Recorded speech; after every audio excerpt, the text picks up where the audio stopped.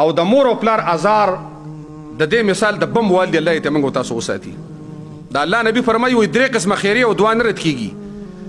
یو پکې د مور او پلار ازار او دعا د خپل بچو لپاره. یو سړی واده کړي واده و دې ښځې ته ویلو چې لکه ما باندې د مور ډېر لوی حق دی، ګوره ما خو د واده وکړو خو زما د مور خیال به ساتي. ښځه خو ناقص العقل یم او بیا د بل څه نه واده شوي د هغې ته خاوند خپل ښکاري د افاق ورته پردی ښکاري. څه وخته پورې خدمت کړی راکړی دی وایي بیا دې سړي ته وویل د خپل خاوند ته مړه د خپلې مور له ټول حقونه ورکړه. څه حقونه باندې د خپلې مور کېږي دا ورته حواله که واپس.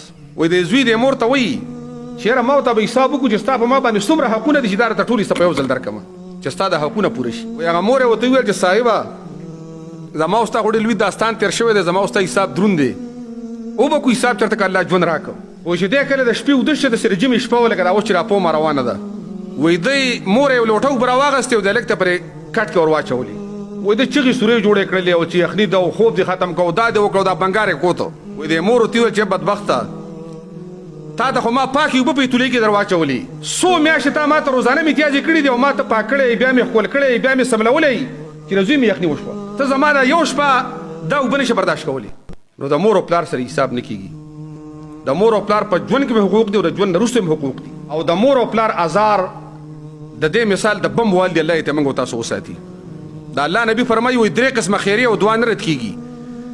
یو پکې د مور او پلار ازار او دعا د خپلو بچو دپاره. دې ګناه کې څوک مفتلی د الله د رضا دپاره په صدق توبه وباسي.